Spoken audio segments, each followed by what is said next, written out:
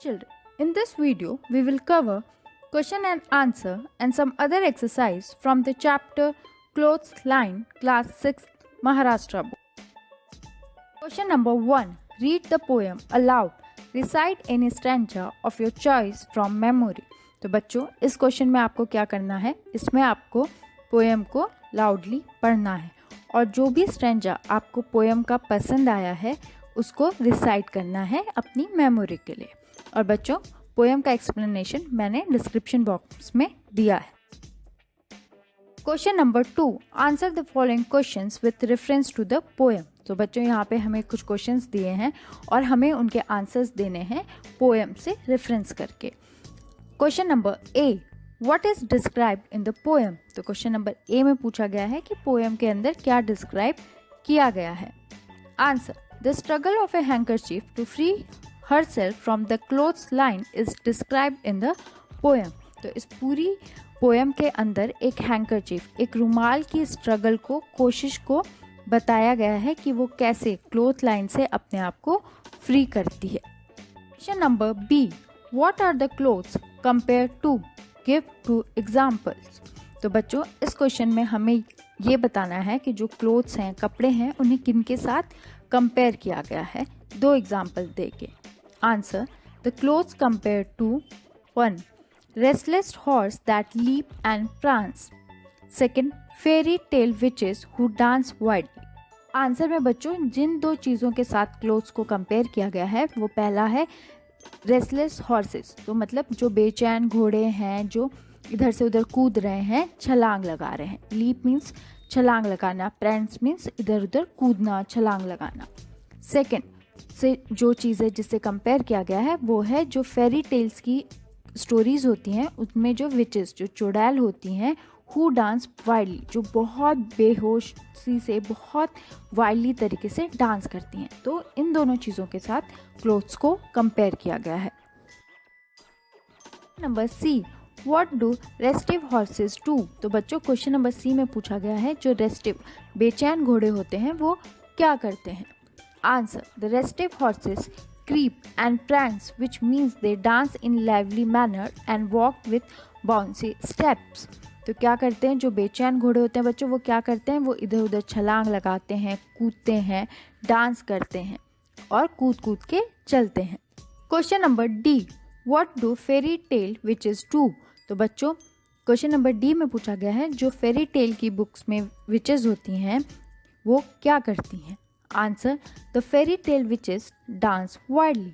और वो जो फेरी टेल की विचेस होती हैं, कहानियों की जो विचेस होती हैं, वो वाइल्डली, बेतहाशा डांस करती हैं।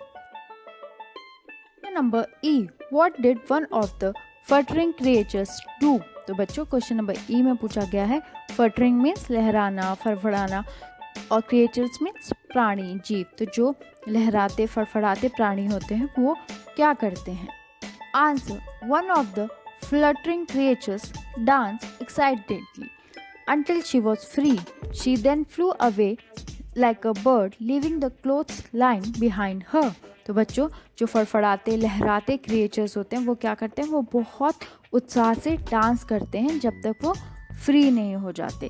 उसके बाद वो एक बर्ड की तरह फ्री होके उड़ते हैं क्लोथ्स लाइन को पीछे छोड़ के। What could have happened to the one who flew away? Who was she? तो क्वेश्चन नंबर एफ में पूछा है कि जो उड़ गई उसको क्या हुआ और वो कौन थी। Answer. The one who flew away could have hidden in ditch or drowned in the sea.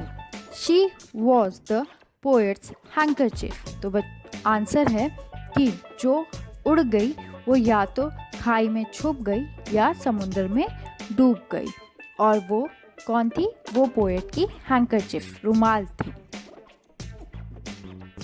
Point number 3. Form groups and discuss the following question. तो इस एक्टिविटी में आपको क्या करना है, आपको एक ग्रुप बनाना है और जो नीचे दिए हुए क्वेश्चन है उनको क्या करना है, डिस्कस करना है। Question number a. Why are clothes compare to living things. तो क्वेश्चन नंबर 1 में पूछा गया है जो क्लोथ्स हैं वो लिविंग थिंग्स मतलब जीती जाती चीज़ों के साथ क्यों कंपेयर किए गए। Answer. The clothes are compared to living things because just like the handkerchiefs in the poem, even humans struggle to get free from the things that hold them back. तो इसलिए क्लोथ्स को living thing के साथ compare किया गया है, क्योंकि जैसे वो रुमाल बहुत स्ट्रगल कर रही थी, बहुत कोशिश कर रही थी अपने आप को फ्री करने के लिए क्लोथ लाइन से, इसी तरह से जो ह्यूमन है, जो लोग हैं, पीपल हैं, वो क्या करते हैं, वो भी स्ट्रगल करते हैं, कोशिश करते हैं अपने आप को फ्री करने के लिए उन सब चीज़ों से जो उन्हें होल्ड बैक करते हैं, यानी कि उन्हें बांध के रखते हैं। Point b, the events described in the poem take place at a certain place at a certain period of the year under specific weather conditions. Describe the place, the time and the weather conditions. तो बच्चों point number B में है कि ये जो poem लिखी गई है या जो पोएम बताई गई है वो क्या है, वो किसी पर्टिकुलर सर्टेन प्लेस पे, किसी बहुत जगह पे हुई है, किसी सर्टेन एकदम निश्चित पीरियड ऑफ टाइम पे हुई है, ईयर पे हुई है, और उसका एक वेदर कंडीशन है। तो हमें डिस्क्राइब करना है कि वो जगह, वो टाइम और वेदर कंडीशन क्या है। Answer, it seems that the clothes have been put on clothesline after a good wash in the backyard of the poet's house. It is the daytime and the sun is shining brightly in the sky. Since it is the month of March, the wind is moving the clothes hither and thither. Answer, तो poem में जो भी चीज़ें describe की हैं उससे ऐसा लगता है कि जो क्लोथ लाइन पे ये सारे कपड़े अच्छे से धुलने के बाद पोएट के घर के पीछे वो सारे कपड़े डाले गए हैं, और ये दिन का समय है और सूरज बहुत ब्राइट है, और ये मंथ मार्च का है, इसीलिए हवाएं क्या हैं, वो बहुत तेज से इधर उधर चल रही हैं। Point number 4, when we say that two or more words rhyme, we mean that they end with the same sound or syllable. For example, ring, sing. Rhyming words are often used in verse at the end of the lines. List the rhyming words from the poem. Note the words behind and wind. They have similar spellings, but they look the same, but they are pronounced differently. That is, they do not sound the same. This is known as I rhymes. Separate the example of I rhymes from the following list. Point number 4 में क्या है, rhyming words. और rhyming words क्या होते हैं, जो भी words and में सेम साउंड या सेम सिलेबल होते हैं जिन वर्ड्स के, उनको राइमिंग वर्ड्स कहते हैं। For example, ring, sing. Rhyming words are often use in words at the end of the lines. Word से मीन्स बच्चों पोएम, तो पोएम के एंड में भी क्या होता है, राइमिंग वर्ड्स यूज होते हैं। List the rhyming words from the poem, और हमें क्या करना है, पोएम को पढ़ना है और उसमें से जो भी राइमिंग वर्ड्स हैं उनकी लिस्ट बनानी है। Note the words behind and wind. Note the words behind and wind. तो बच्चों यहाँ पे हमें 2 वर्ड्स दिए, पहला वर्ड है बिहाइंड एंड दूसरा वर्ड है wind. They have similar spellings, that is they look the same. अब इनकी क्या है, जो एंड की स्पेलिंग है वो सेम है, IND, इसीलिए क्या है, वो सेम दिख रहे हैं, but they are pronounced differently. पर इन दोनों को प्रोनाउंस करते समय क्या हो रहा है, डिफरेंटली प्रोनाउंस हो रहे हैं। एक है बिहाइंड और एक है wind. That is, they do not sound the same, पर ये साउंड क्या हो रहा है, सेम साउंड नहीं हो रहे हैं। This is known as eye rhyme. और जो वर्ड्स देखने में जिनके स्पेलिंग सेम लगते हैं पर प्रोनाउंस करने में डिफरेंटली होते हैं, तो उन्हें क्या बोलते हैं, आई rhyme. Separate the example of I rhymes from the following list. तो हमें यहाँ पे एक लिस्ट दी गई है, उसमें से हमें जो वर्ड्स आई राइम्स हैं उनको डिफरेंटली लिखना है।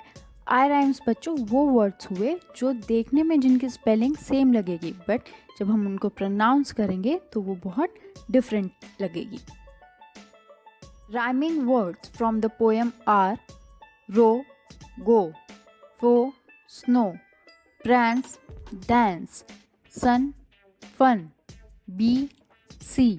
तो बच्चों यहाँ पे ये राइमिंग वर्ड्स हैं जो हमें एंड में सेम साउंड हो रहे हैं। Try, try, stronger, longer, laughter, daughter, known, grown, none, shone, beat, feed, shut, put, bun, done, imply, simply।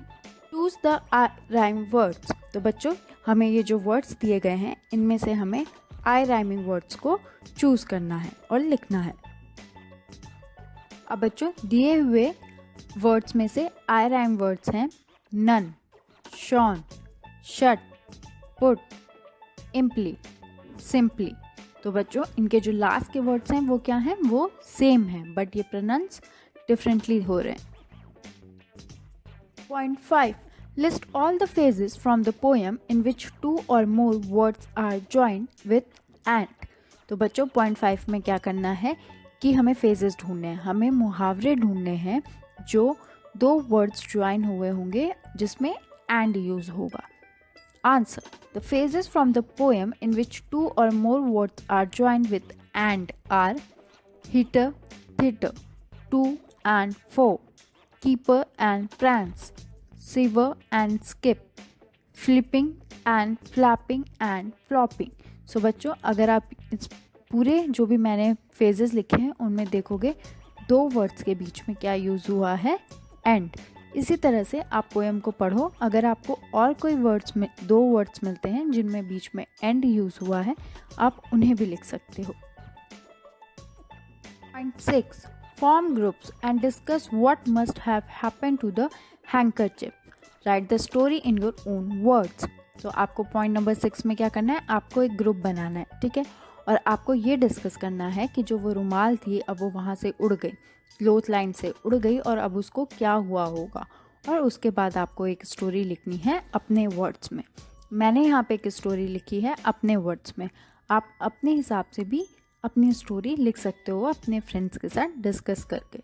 Answer, the handkerchief with the help of the wind must have continued her journey further, braving the wind and the sun.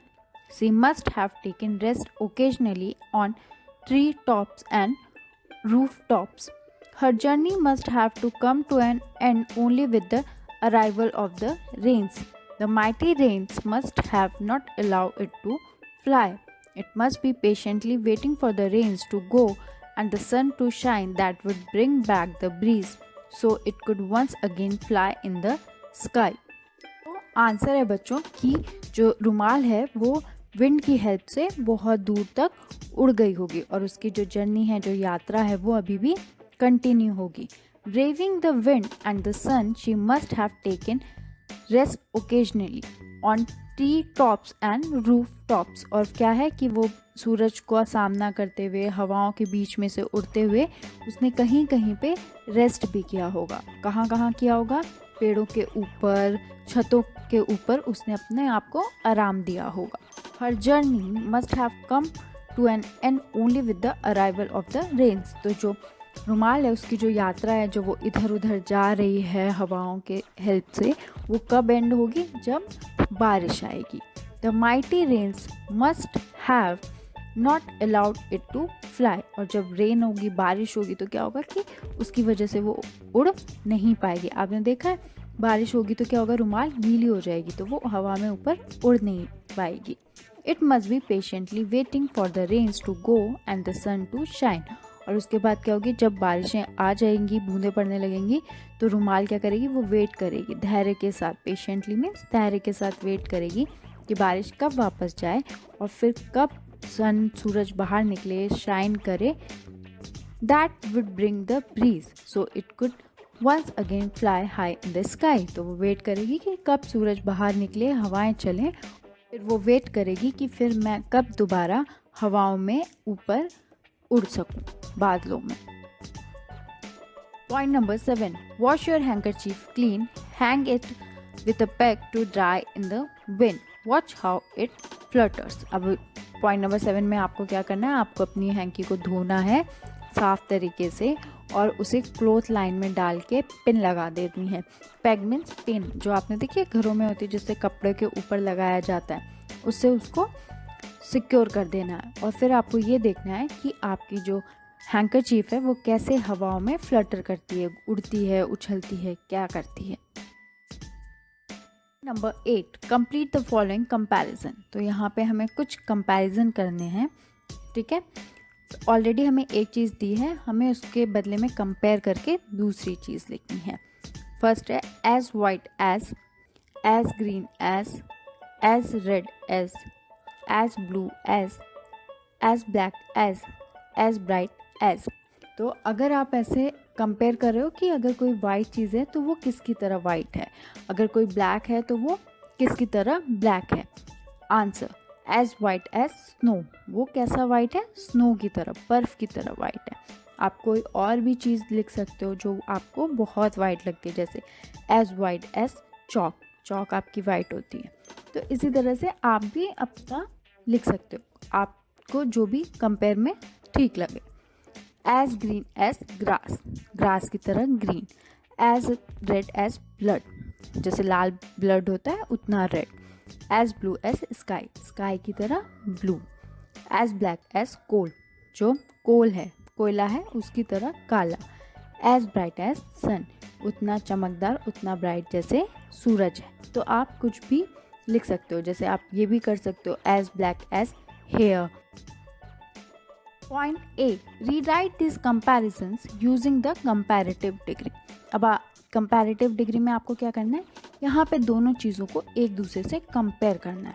उसमें क्या होगा कि एक चीज़ दूसरी चीज़ से थोड़ी सी ज़्यादा अच्छी होगी। एग्जाम्पल, वाइटर देन स्नो, तो बर्फ़ से ज़्यादा सफ़ेद। दूसरा है ग्रीनर देन ग्रास, ग्रास से ज़्यादा हरा। रेडर देन ब्लड, ब्लड से ज़्यादा लाल। ब्लूअर देन स्काई, आसमान से ज़्यादा ब्लू। ब्लैकर देन कोल, कोयले से ज़्यादा black. Brighter than sun, sun से ज़्यादा bright. Point B, find suitable objects for each comparison. अब हमें क्या करना है, यहाँ पे एक ऑब्जेक्ट लेके आना है, कोई सामान, कोई वस्तु लेके आनी है और उसके बीच में कंपैरिजन करके बताना है। एग्जाम्पल, पेटल और फ्लावर्स और feather whiter than snow. Petal क्या होती है, फूल की पंखुड़ियाँ, फूल, या फेदर्स, पंख, क्या है, वो वाइट हैं किससे ज़्यादा, स्नो से। तो इन द सेम वे हमें क्या करना है, pear greener than grass. Roses redder than blood. Ink bluer than sky, अब जो इंक है वो किससे ज़्यादा ब्लू है, वो स्काई से ज़्यादा ब्लू है। हेयर ब्लैकर देन कोल, अब यहाँ पे जो बाल हैं वो किससे ज़्यादा अब जो यहाँ बाल हैं वो किससे ज़्यादा काले हैं, वो कोल से ज़्यादा काले हैं। फायर ब्राइटर देन सन, अब जो फायर है, आग है, वो किससे ज़्यादा ब्राइटर है, वो सन से ज़्यादा ब्राइटर है। Children, if you have any doubt related to this poem, kindly write it down in comment box and subscribe, share and like this channel. Thank you.